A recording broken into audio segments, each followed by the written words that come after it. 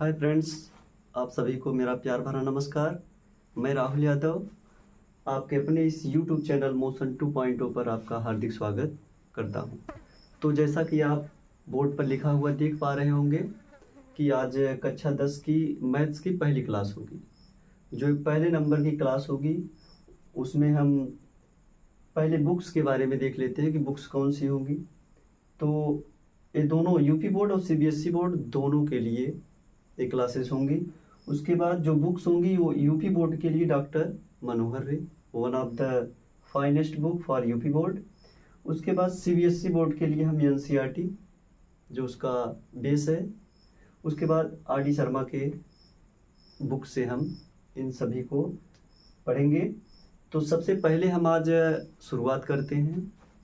तो पहला चैप्टर हमारा, जैसा कि आप बोर्ड पर लिखा हुआ देख रहे होंगे कि पहला चैप्टर है हमारा वास्तविक संख्याएं, रियल नंबर्स। तो इस पार्ट में हम रियल मतलब संख्याओं के बारे में पढ़ेंगे और वो संख्याएं स्पेशल तौर पर वास्तविक संख्याएं होंगी, मीन्स रियल नंबर होंगी। और ये वास्तविक संख्याएं क्या होती हैं इनके बारे में हम देखेंगे। तो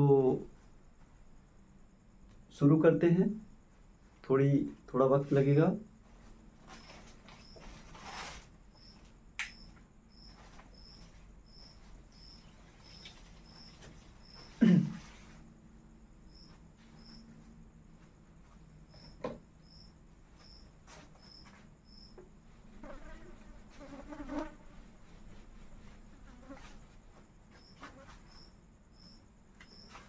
तो सबसे पहले हम देखते हैं कि संख्याएं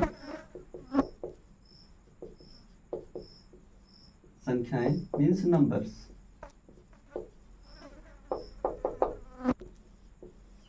ये क्या होती है, इसके बारे में जो इसकी डिफिनीशन होगी वो जो अगली क्लास होगी मैथमेटिक्स बेसिक टू एडवांस, उसमें हम पढ़ेंगे कि संख्याएं क्या होती है, अंक क्या होते हैं, डिजिट्स क्या होते हैं, उन सभी के बारे में देखेंगे। लेकिन हम यहाँ शुरुआत करते हैं कि जो संख्याएं होती हैं वो कितने प्रकार की होती हैं।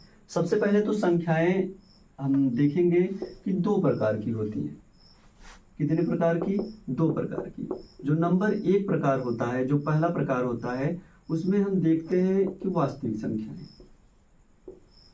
पहला प्रकार वास्तविक संख्याएं हैं या वास्तविक संख्या कह सकते हैं। उसके बाद जो दूसरा टाइप होगा संख्याओं का, वह टाइप होगा सम्मिश्र संख्याएं। सम्मिश्र संख्याएं जिन्हें हम अंग्रेजी में कॉम्प्लेक्स नंबर कहते हैं। कॉम्प्लेक्स नंबर कहते हैं। तो वास्तविक संख्याएं और सम्मिश्र संख्याएं, संख्याएं दो प्रकार की होती हैं। पहली वास्तविक संख्याएं हैं और दूसरी जो है वो सम्मिश्र संख्याएं हैं। तो वास्तविक संख्याओं में हम देखेंगे कि जो रियल नंबर्स होती हैं वो भी कई प्रकार की होती हैं। या हम लिख सकते हैं कि टू टाइप्स, मीन्स दो प्रकार। कि कितने प्रकार की संख्याएं होती हैं, नंबर कितने टाइप के होते हैं। तो दो प्रकार के नंबर होते हैं। पहले वास्तविक संख्याएं हैं और दूसरी सम्मिश्र संख्याएं हैं, जिन्हें अंग्रेजी में कॉम्प्लेक्स नंबर कहते हैं।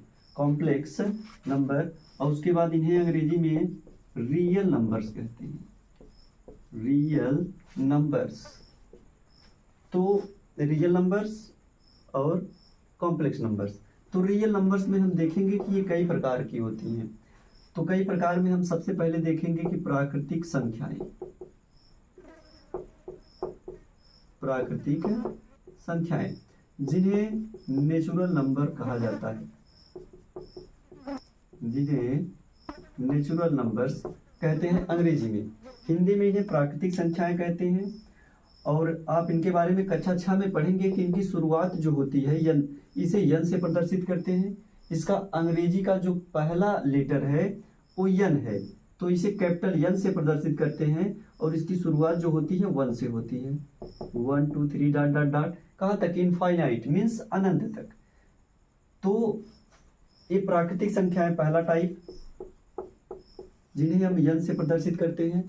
तो हमसे इसमें प्रश्न पूछा जाए कि सबसे छोटी प्राकृतिक संख्या, स्मॉलेस्ट नेचुरल नंबर बताइए, कि सबसे छोटी प्राकृतिक संख्या कौन सी होती है, तो हम देखेंगे कि जहाँ से शुरुआत होती है वहीं पर सबसे छोटी प्राकृतिक संख्या होती है। जैसे 1 सबसे स्मॉलेस्ट नेचुरल नंबर 1 है। उसके बाद अगर पूछी जाएगी कि सबसे बड़ी प्राकृतिक संख्या बताइए, तो हम बताएंगे कि सबसे बड़ी प्राकृतिक संख्या नहीं होती है। क्यों? क्योंकि जैसे जैसे हम आगे जाएंगे, आगे आने वाली हर संख्या अपनी पीछे वाली संख्या से बड़ी होती है और संख्याएं कभी समाप्त नहीं होती हैं। इस कारण हम सबसे छोटी स्मॉलेस्ट नेचुरल नंबर निकाल सकते हैं, लेकिन सबसे ग्रेटेस्ट नंबर नहीं निकाल सकते। उसके बाद रियल नंबर का जो दूसरा प्रकार होता है, मतलब दूसरा टाइप होता है, उसमें हम पढ़ेंगे पूर्ण संख्याएं। पूर्ण संख्याएं जिन्हें अंग्रेजी में हम होल नंबर्स कहते हैं, और इनका पहला अक्षर W है इसलिए इन्हें W से प्रदर्शित करते हैं, और इनकी शुरुआत 0 से होती है। 0 1 2 3 dot dot dot to infinity, मतलब इनफाइनाइट, अनंत तक। तो हम देखते हैं कि सबसे छोटी प्राकृतिक संख्या क्या है, 0 है। और पूछा जाएगा कि सबसे छोटी पूर्ण संख्या क्या है, 0। तो सबसे बड़ी प्राकृतिक संख्या क्या होगी, तो हम बताएंगे कि जिसे इसे ज्ञात नहीं किया जा सकता, मतलब इसे हम निकाल नहीं सकते, क्योंकि वही बात फिर से कि हर संख्या अपने आगे वाली संख्या से, पीछे वाली संख्या से आगे वाली संख्या बड़ी होती है। तो जैसे जैसे आगे हम जाएंगे संख्याएं बढ़ती जाएंगी। वहां पर अब हम तीसरा प्रकार देखेंगे कि इस तीसरे प्रकार में हम पढ़ेंगे पूर्णांक।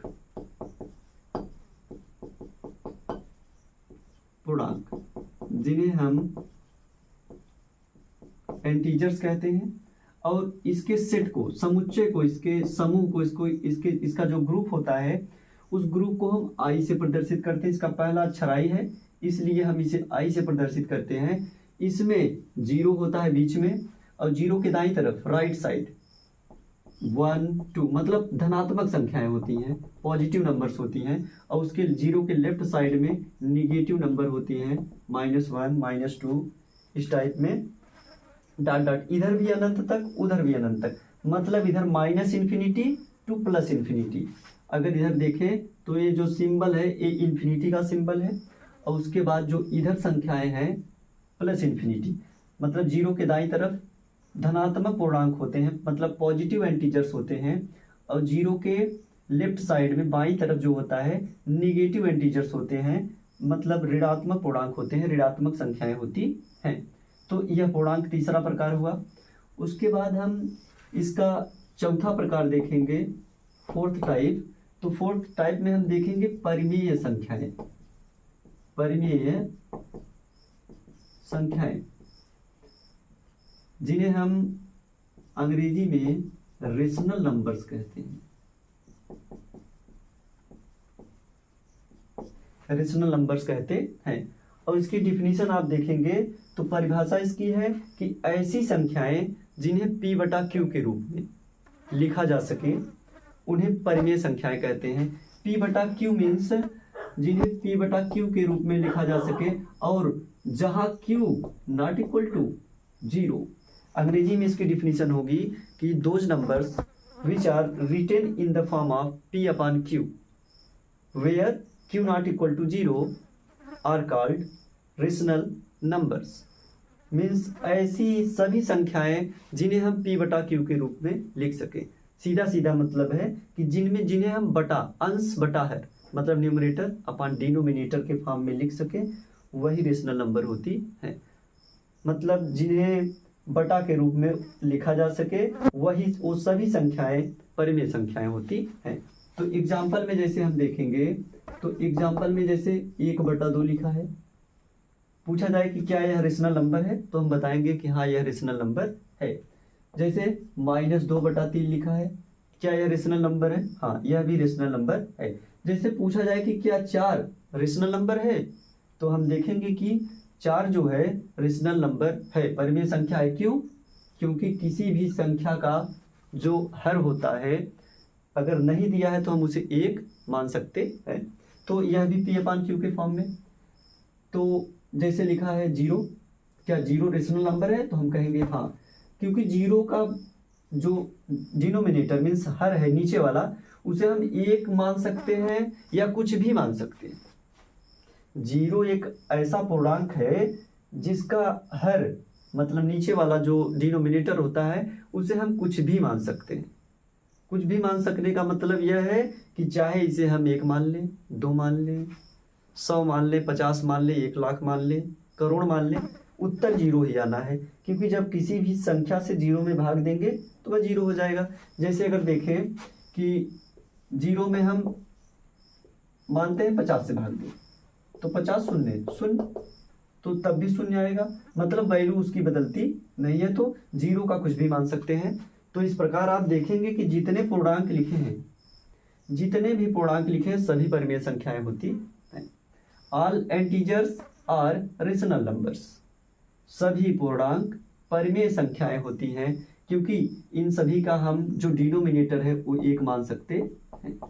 सभी का डिनोमिनेटर हम 1 मान सकते हैं। 0 का कुछ भी मान सकते हैं, बाकी सबका हम 1 मान सकते हैं। और अगर डिनोमिनेटर 1 लिख देंगे तो सभी संख्याएं P/Q के फॉर्म में हो जाएंगी, P/Q के रूप में हो जाएंगी। और जिन्हें P/Q के रूप में लिखा जा सकता है वो सभी संख्याएं परिमेय संख्याएं कहलाती हैं, रेशनल नंबर कहलाती हैं। उसके बाद आप देखेंगे कि यहाँ लिखा है Q≠0 और Q कहाँ है? हर में है, डिनोमिनेटर में है। तो Q≠0 क्यों होता है? तो इसका सीधा सा मतलब होता है कि जो नीचे लिखा है कि Q≠0, इसका मतलब है कि किसी भी संख्या का जो हर होता है, डिनोमिनेटर होता है, मीन्स नीचे वाला जो भाग होता है, वो कभी भी 0 नहीं हो सकता। क्यों 0 नहीं हो सकता? क्योंकि 0 से भाग परिभाषित नहीं है। किसी भी संख्या में आप 0 से भाग नहीं दे सकते, 0 से डिवाइड नहीं कर सकते। तो देखते हैं कैसे नहीं कर सकते। कि जैसे अगर हमसे कहा जाए कि 6/0 का मान बताइए, आप 6/0 का मान बताइए, तो मतलब इसका है कि 0 से हमें कितने में भाग देना है? 6 में। तो 0 का आप पहाड़ा टेबल पढ़िए, देखिए 6 आता है। तो हम देखेंगे कि कभी भी ऐसा नहीं होता है। तो इसे हम कहते हैं कि जो अगर नीचे 0 है तो इसे हम कहते हैं कि यह जो तथ्य लिखा गया है, जो ये संख्या लिखी गई है, वो अपरिभाषित है, अपरिभाषित है, यह अनडिफाइंड है। इसे परिभाषित नहीं किया जा सकता, मीन्स इसका मान जो है निकाला नहीं जा सकता है। तो इसीलिए नीचे लिखा है परिमेय संख्याओं में कि Q≠0। तो हर 0 नहीं होता है, डिनोमिनेटर 0 नहीं होता। किसी भी नंबर का जो डिनोमिनेटर है वो 0 नहीं हो सकता। और अगर किसी भी नंबर का डिनोमिनेटर 0 हो गया तो वह नंबर जो है वह रेशनल नंबर नहीं होती है, या उसकी वैल्यू को हम निकाल नहीं सकते। उसे कहते हैं कि यह दिया गया तथ्य अपरिभाषित है। कहीं कहीं किसी बुक्स में इसे इन्फिनिटी भी लिखा गया होता है, लेकिन हम सीधा इसे कहेंगे कि यह अपरिभाषित है, अनडिफाइंड है, जिसे निकाला नहीं जा सकता है।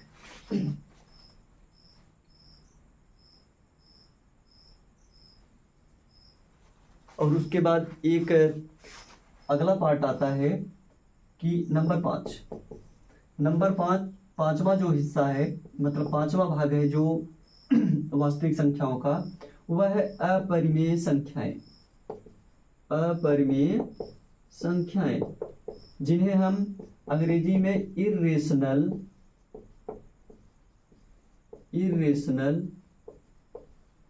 नंबर कहते हैं। इर्रेशनल जस्ट इसका उल्टा। तो इसकी परिभाषा में लिखा गया है कि ऐसी संख्याएं जिन्हें P/Q के रूप में लिखा जा सके। लेकिन इसकी परिभाषा है कि ऐसी संख्याएं जिन्हें P/Q के रूप में न लिखा जा सके, मतलब बटा भिन्न के रूप में इन्हें न लिखा जा सके, ऐसी संख्याओं को अपरिमेय कहते हैं। सिंपल जानने के लिए कि जिन्हें भिन्न के रूप में, अंश बटा हर के रूप में न लिख सके, वो संख्याएं अपरिमेय कहलाती हैं, इर्रेशनल कहलाती हैं। तो जो अपरिमेय संख्याएं होती हैं, ऐसी संख्याएं होती हैं जिन्हें हम P/Q के फॉर्म में नहीं लिख सकते हैं। तो यहाँ हम देखेंगे कि कैसी संख्याएं आती हैं। तो एग्जाम्पल में आप देखेंगे कि जिनके पास अंडर रूट हो, मतलब करड़ी का रेडिकल का सिंबल हो, और इसे हम समाप्त न कर सके, यह ऐसे बना रहे। मीन्स बने रहने का मतलब ये है कि जैसे √2 लिख दें हम, क्या √2 को यहाँ से हम समाप्त कर सकते हैं? तो उत्तर मिलेगा कि नहीं समाप्त कर सकते। √3 लिखा है, उसी के बाद हम देखेंगे कि √4 को अभी हम देखेंगे कि √4 क्या होता है। √5 है, √6, √7, मतलब √2, √3, √5, √6, √7, √8, 9 को हम नहीं लिखेंगे। और क्यों नहीं लिखेंगे देखेंगे। √10, √11, इसी प्रकार आगे भी ये चलती रहती हैं। एक तो ए हुई कि ये अपरिमेय संख्याएं हैं, क्या है? इरेशनल नंबर है। उसके बाद जैसे √2 + 1 लिखा है, तो क्या यहाँ से हम √2 को हटा सकते हैं? तो हम देखेंगे कि सीधा सा उत्तर आएगा कि हम √2 को यहाँ से रिप्लेस नहीं कर सकते। और जिनके पास भी यह सिंबल √2 का सिंबल होता है वो संख्याएं इरेशनल होती हैं। तो जिनके पास भी हम सीधा सीधा देखेंगे कि जिनके पास √2 दिखाई पड़े और जिन्हें हम हटा ना सके, इसका हटाने का क्या मतलब होता है आगे हम देखेंगे कि ये क्या होती हैं। ये सभी अपरिमेय संख्याएं होती हैं। क्या है? अपरिमेय संख्याएं, मतलब इरेशनल नंबर है। इसी में कुछ और आगे संख्याएं मिलती हैं, जैसे एक मान होता है पाई। पाई का एक मान आप देखेंगे कि 22/7 होता है। जो मान पाई का 22/7 होता है, यह मान परिमेय संख्या होता है। 22/7 परिमेय संख्या है, रेशनल नंबर है, लेकिन जो पाई है वो इरेशनल नंबर है। तो हम कहेंगे कि पाई इरेशनल नंबर है, इसका जो मान रखा गया 22/7 वो क्या है? रेशनल नंबर है, परिमेय संख्या है। इसी प्रकार आप देखेंगे कि पाई का एक मान होता है 3.1416 और आगे इस प्रकार डॉट डॉट होता है। तो हम देखेंगे कि यह भी इरेशनल नंबर होती है। इरेशनल नंबर दशमलव संख्याओं में हम कैसे पता करेंगे?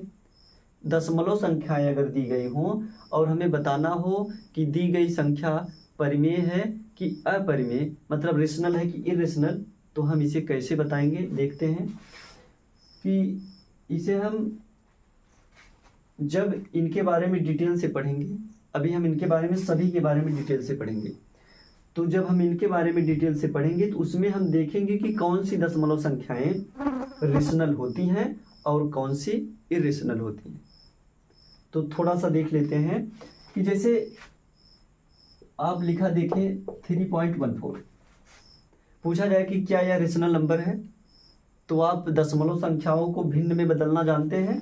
देखिए कैसे बदलते हैं। यहाँ से हम इसे 314 लिखते हैं, मतलब 314। आप देखेंगे कि दशमलव के बाद कितने अंक हैं? 2 अंक हैं।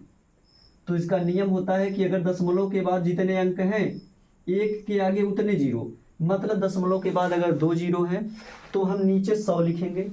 अगर दशमलव के बाद 3 अंक है तो हम नीचे 1000 लिखेंगे, 1000, मतलब 3 जीरो होगा। अगर दशमलव के बाद 4 जीरो है तो नीचे हम 4 जीरो लगाएंगे, मीन्स 10,000।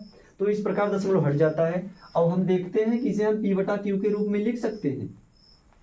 जब इसे P/Q के रूप में लिख सकते हैं तो जो 3.14 है वो रेशनल नंबर है, परिमेय संख्या है। लेकिन यह रेशनल नहीं है क्योंकि इसके आगे जो डॉट डॉट लगा है इसके बारे में अब नीचे देख रहे हैं कि क्यों यह इरेशनल है, क्यों यह अपरिमेय है। जबकि 3.14 हम देखें तो यह रेशनल है। तो आप देखेंगे कि दशमलव संख्याएं 2 प्रकार की होती हैं, एक शांत दशमलव संख्याएं होती हैं और एक अशांत। शांत जिन्हें अंग्रेजी में टर्मिनेटिंग डेसिमल नंबर्स कहते हैं और अशांत को हम नॉन टर्मिनेटिंग डेसिमल नंबर कहते हैं। तो जब अशांत के बारे में आप पढ़ेंगे तो भाग देने के बाद जहां पर शेषफल 0 हो जाए, मतलब जब हम अंश में हर से भाग देते हैं, न्यूमरेटर में डिनोमिनेटर से भाग देते हैं, तो अगर रिमाइंडर शेषफल 0 आ जाए तो हम कहते हैं कि यह संख्या शांत है। शांत दशमलव मतलब रुक जाना, वह शांत हो जाती हैं, मतलब कट जाती हैं पूरी तरह से, और उन्हें हम शांत दशमलव संख्याएं कहते हैं। और कुछ संख्याएं ऐसी होती हैं, जैसे आप 1/3 को देखिए, 1/3 को आप देखेंगे तो जब हम 3 से भाग देते हैं तो यह छोटा है, दशमलव बढ़ाते हैं, 0 आया, 3 3 का 9, 3 3 जा 9, फिर 1। अगर डेसिमल यहाँ लगा चुके हैं तो 1 0, प्रत्येक हर जगह पर 1 0 उतार सकते हैं। फिर 3 त्रिका 9। इस प्रकार आप देखेंगे कि यह कटेंगी नहीं, ये डाट डाट ऐसे चलती रहेंगी, बार बार यही 3 रिपीट होता रहेगा। तो हम देखेंगे कि जो 1/3 का दशमलव प्रसार डेसिमल एक्सपेंशन है वो अशांत है। क्या है? अशांत है। उसी स्थान पे जैसे हम 1/2 को देखें, पूछे कि जो इसका दशमलव प्रसार होगा वो शांत होगा कि अशांत, तो हम बदल कर देखते हैं। तो जैसे हम 2 से भाग देते हैं तो देखते हैं कि 2 5 10, 2 बचे 10। देखते हैं कि शेषफल 0 आ गया, रिमाइंडर क्या है? 0 है। मतलब जब शेषफल 0 आ गया तो हम कहते हैं कि यह संख्या क्या है? शांत है। क्या है? शांत है, टर्मिनेटिंग है। तो यह संख्या जो है शांत दशमलव संख्या है।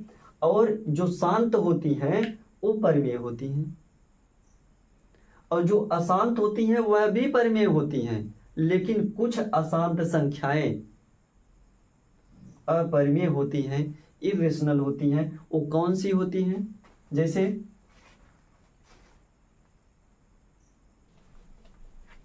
जैसे हम देखें कि 0.333 जिसे शॉर्टकट में संक्षिप्त रूप में हम लिखते हैं कि 0.3 बार, ऊपर एक सिंबल लगा देते हैं बार, कि मतलब जिसके ऊपर यह सिंबल लगा है वही डिजिट बार बार रिपीट हो रहा है। मतलब 3 इसमें रिपीट हो रहा है। अगर रिपीट होने वाला अंक फिक्स हो, यह कंफर्म हो कि कौन सा डिजिट रिपीट हो रहा है और कितने के बाद फिर से रिपीटिशन शुरू हो रहा है, तो हम देखेंगे कि जो रिपीटिशन है अगर फिक्स हो तो ऐसी संख्याएं रेशनल होती हैं। और कुछ संख्याएं दशमलव में ऐसी होती हैं, जैसे और एग्जांपल में हम लें, जैसे 0.235 235 235 डॉट डॉट डॉट, या इसे अगर शॉर्टकट में हम लिखें 2.35 बार, तो हम देखेंगे कि इसमें केवल 3 अंक ऐसा है जो बार बार रिपीट हो रहा है। आगे देखिए 235 235 235, मतलब 235 235 235 डॉट डॉट डॉट, मतलब यही 235 रिपीट हो रहा है। तो हमसे पूछा जाएगा क्या यह परिमेय है? तो हम कहेंगे कि हाँ यह परिमेय है, क्योंकि जो रिपीट होने वाले अंक हैं वो फिक्स हैं। इन्हें P/Q के रूप में हम लिख सकते हैं। आगे देखेंगे कि हम इन्हें कैसे बदलेंगे P/Q के फॉर्म में, जबकि कक्षा 9 में ये चीजें पीछे पढ़ाई जा चुकी है। कक्षा 9 की बुक्स में पहले चैप्टर में है कि इन्हें कैसे हम डेसिमल को रेशनल नंबर में चेंज करते हैं। तो इन्हें हम यहाँ भी देखेंगे। तो जब रिपीट होने वाले डिजिट फिक्स हो या रिपीट ना हो, अगर रिपीट ना हो, जैसे हमने यहाँ देखा कि 3.14, अगर कोई अंक रिपीट ना हो तो सीधा हम कहेंगे कि यह रेशनल नंबर हो सकता है, परिमेय संख्या है। या इसे अगर भिन्न में बदलेंगे, परिमेय संख्या में बदलेंगे, तो यह एक परिमेय संख्या बन जाएगी। और उसके बाद जिनमें कुछ अंक रिपीट हो रहे हो और रिपीटिशन फिक्स हो, कि कुछ फिक्स डिजिट हो जो रिपीट हो रहे हो, तो हम कहेंगे कि यह भी रेशनल नंबर है। लेकिन एक संख्याएं इस प्रकार की होती हैं कि वो भी अशांत होती हैं, ये अशांत हैं, नॉन टर्मिनेटिंग है। कुछ संख्याएं अशांत होती हैं, वो अपरिमेय होती हैं, इरेशनल होती हैं। और कौन सी होती हैं? देखिए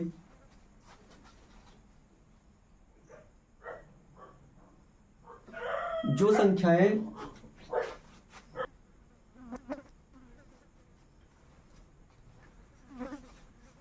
तो देखें कि जो अशांत और शांत संख्याएं होती हैं, उनमें शांत संख्याएं तो फिक्स है, जो शांत दशमलव संख्याएं हैं मीन्स टर्मिनेटिंग डेसिमल नंबर्स हैं, वो तो फिक्स होता है कि वे रेशनल नंबर होती हैं, वो परिमेय संख्याएं होती हैं। लेकिन अशांत जो दशमलव संख्याएं होती हैं, नॉन टर्मिनेटिंग डेसिमल नंबर्स होती हैं, वो संख्याएं जो होती हैं कुछ उनमें से परिमेय होती हैं और कुछ अपरिमेय होती हैं। तो हम देखेंगे कि कौन सी, जिनमें रिपीटिशन फिक्स हो, रिपीट होने वाले जो डिजिट्स हो वो फिक्स हो कि वो कौन सी नंबर हैं जो रिपीट हो रही हैं। अगर ऐसा फिक्स हो तो वे संख्याएं जो होती हैं वो परिमेय होती हैं। और कुछ संख्याएं ऐसी होती हैं जिनमें रिपीटिशन फिक्स नहीं होता है।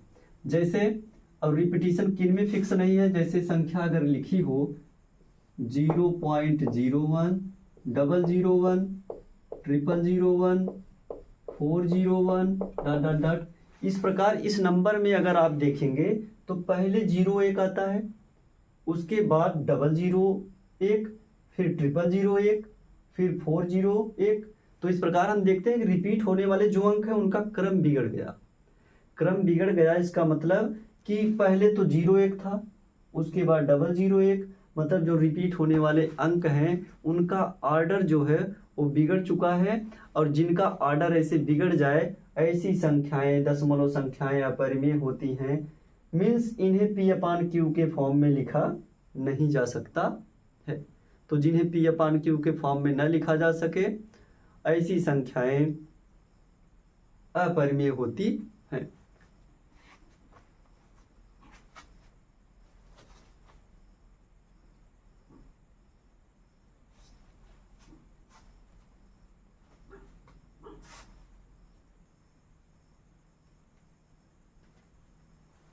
तो जिनमें रिपीट होने वाले जो डिजिट हैं उनका ऑर्डर बिगड़ जाए, मीन्स बिगड़ जाए, जैसे संख्या लिखी है एक 0.20, 200, 200,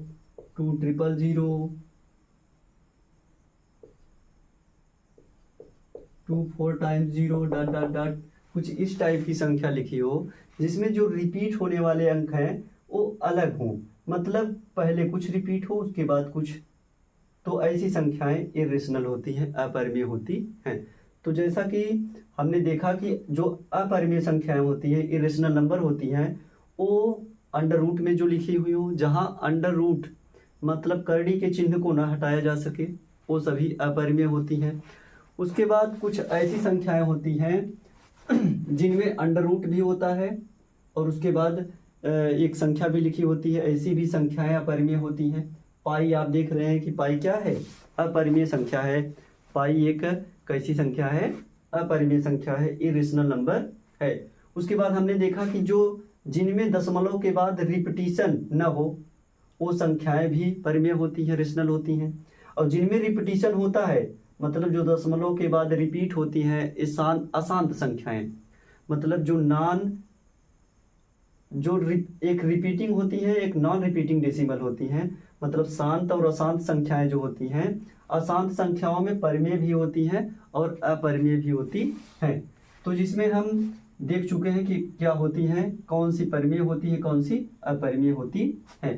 तो हमने प्राकृतिक संख्या के बारे में पढ़ा, फिर पूर्ण संख्याओं के बारे में पढ़ा जिन्हें होल नंबर्स कहते हैं, पूर्णांक इंटीजर्स के बारे में पढ़ा, रेशनल और इरेशनल के बारे में पढ़ा। तो हम देखेंगे जो सभी संख्याएं हैं, ये सभी संख्याएं वास्तविक संख्याएं होती हैं, रियल नंबर्स होती हैं, जिन्हें हम लगभग सभी संख्याओं को जिनको हम सब पढ़ते हैं वो सभी संख्याएं वास्तविक संख्याएं होती हैं।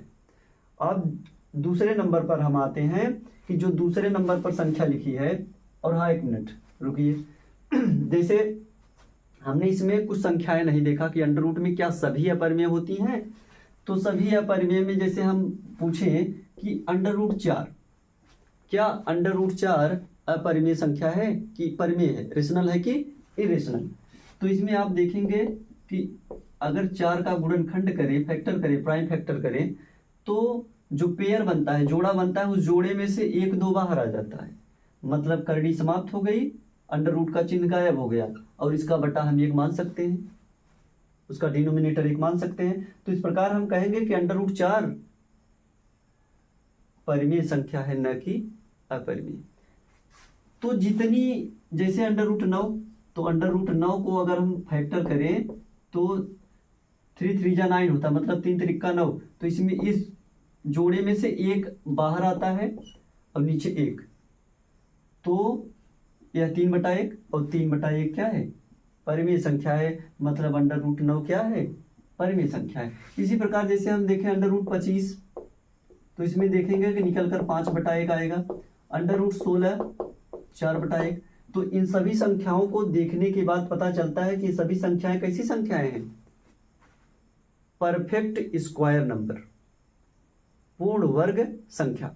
तो पूर्ण वर्ग संख्या किन्हें कहते हैं, जिन्हें हम वर्गमूल वाले चैप्टर में पढ़ते हैं, वर्गमूल, वर्ग तथा वर्गमूल, स्क्वायर एंड स्क्वायर रूट। उसमें आप देखेंगे कि ये जो संख्याएं होती हैं इन संख्याओं में किन्हें पूर्ण वर्ग कहा जाता है?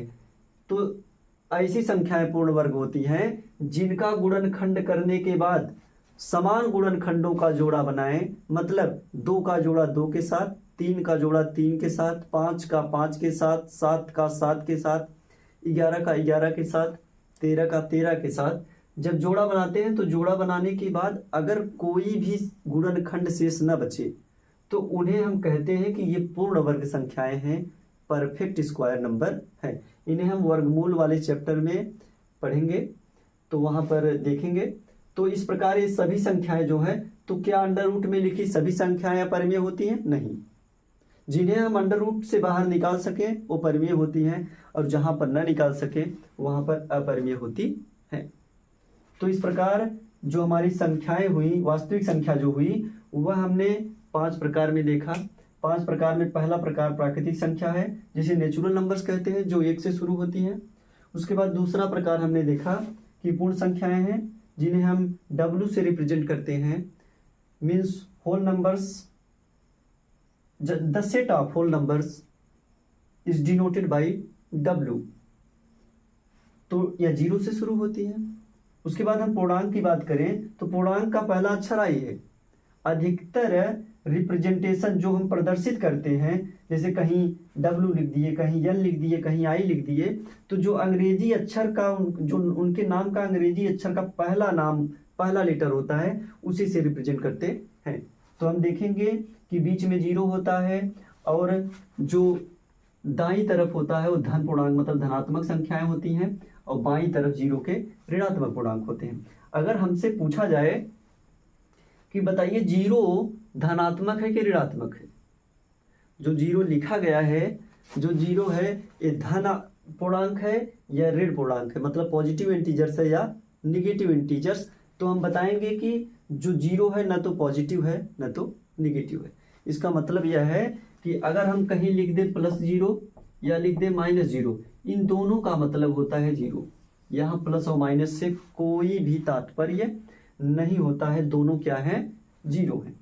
उसके बाद हमसे पूर्णांक में पूछा जाए कि बताइए सबसे छोटा पूर्णांक बताइए, तो आप देखेंगे कि 0 के इधर जितनी माइनस संख्याएं हैं, इधर हम आगे बढ़ेंगे, धीरे धीरे सभी संख्याएं छोटी होती जाएंगी, मतलब यह घटता क्रम है, डिसेंडिंग ऑर्डर है। और 0 के आगे हम जाएंगे तो संख्याएं बढ़ती जाएंगी, बड़ी होती जाएंगी, इधर बढ़ता क्रम है, असेंडिंग ऑर्डर है। तो हम कहेंगे कि पूर्णांक में न तो कोई सबसे छोटा पूर्णांक होता है, न तो कोई सबसे बड़ा पूर्णांक होता है। मतलब हम पूर्णांकों में सबसे छोटा और सबसे बड़ा पूर्णांक ज्ञात नहीं कर सकते हैं। तो इस प्रकार हम देखते हैं कि सबसे छोटा पूर्णांक और सबसे बड़ा पूर्णांक नहीं निकाला जा सकता है। परिमेय संख्याओं के बारे में हमने पढ़ा कि जिन्हें P/Q के फॉर्म में लिखा जा सके, और जहां Q ≠ (0), वेयर Q ≠ (0).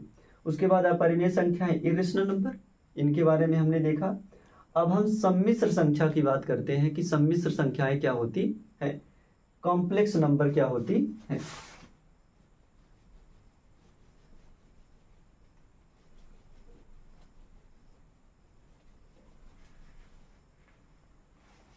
तो जब आप इनके बारे में पढ़ेंगे कि सम्मिश्र संख्याएं क्या होती हैं,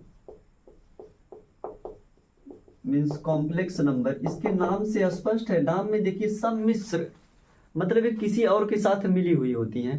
जैसे इन्हें हम, इनका स्टैंडर्ड फॉर्म देखें, एक इस रूप में लिखी जाती हैं, Z = A + IB।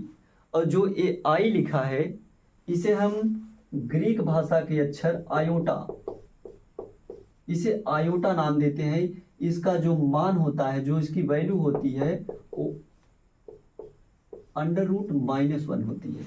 और जो √-1 है, यह काल्पनिक संख्या है। क्या है? काल्पनिक संख्या, इमेजिनरी नंबर है। काल्पनिक संख्या मीन्स जिसे अंग्रेजी में इमेजिनरी नंबर कहा जाता है। इसे हम, इसका नाम जो रखा गया है वो आयोटा रखा गया है। Iota Z = A + IB। हम देखेंगे कि अगर कोई एग्जाम्पल हम ले, जैसे सम्मिश्र संख्याएं जो होती हैं उन्हें जेड से प्रदर्शित करते हैं, जनरली इन्हें जेड से प्रदर्शित किया जाता है। तो हम देखेंगे कि जेड इक्वल टू 2 + 4i, मान लें कि हम इस प्रकार कुछ संख्या लिखी है, तो हम इन्हें सम्मिश्र क्यों कहते हैं। आप देखेंगे कि जो 2 लिखा है ये वास्तविक संख्या है, 2 क्या है, वास्तविक संख्या, रियल नंबर, और 2 इसमें हम देख रहे हैं कि सब जगह है, तो 2 क्या है, वास्तविक संख्या है। और जो 4i लिखा है यह काल्पनिक संख्या है। यह कौन सी संख्या है, काल्पनिक संख्या है, और यह काल्पनिक संख्या मीन्स इमेजिनरी नंबर है। तो इसके पास दोनों पार्ट होते हैं, जो सम्मिश्र संख्या होती है इसमें दोनों पार्ट होते हैं, वास्तविक संख्या भी होती है और काल्पनिक संख्या भी होती है। मतलब इसका एक भाग जो होता है वो इमेजिनरी पार्ट होता है और एक भाग जो होता है वो वास्तविक भाग होता है, मीन्स रियल पार्ट होता है। तो इन्हें सम्मिश्र संख्याएं कहा जाता है, ऐसी संख्याएं जिनमें एक हिस्सा, एक भाग वास्तविक होता है और एक भाग काल्पनिक होता है, उन्हें हम सम्मिश्र कहते हैं। सम्मिश्र, मिश्र मतलब मिला हुआ, तो इसमें वास्तविक और काल्पनिक दोनों संख्याएं होती हैं। और जो i होता है इसका मान -1 होता है। इसके बारे में क्लास 11th की मैथ्स जो त्रिकोणमिति है, ट्राइगोनोमेट्री, उसमें इसे पढ़ा जाता है। यह वास्तविक संख्याएं हैं और इसके बारे में यहाँ हम नहीं पढ़ेंगे, इन सभी के बारे में हम इस पूरे चैप्टर में पढ़ेंगे। तो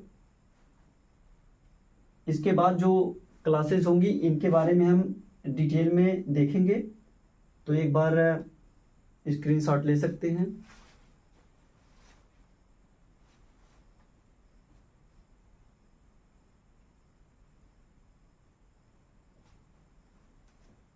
तो फिर इसके बाद अब हम अगली क्लास में पढ़ेंगे कि यूक्लिड की विभाजन प्रमेय क्या है।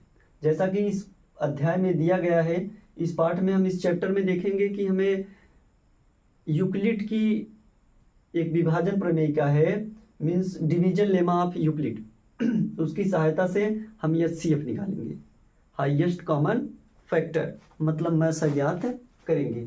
तो मैसा निकालेंगे, उसके बाद लैसा निकालेंगे, LCM निकालेंगे, और कुछ एक्स्ट्रा क्वेश्चन होंगे, इसमें अलग टॉपिक होगा। तो उसके बारे में हम बाद में अगली क्लास में पढ़ेंगे। आज बस इतना ही, नमस्कार।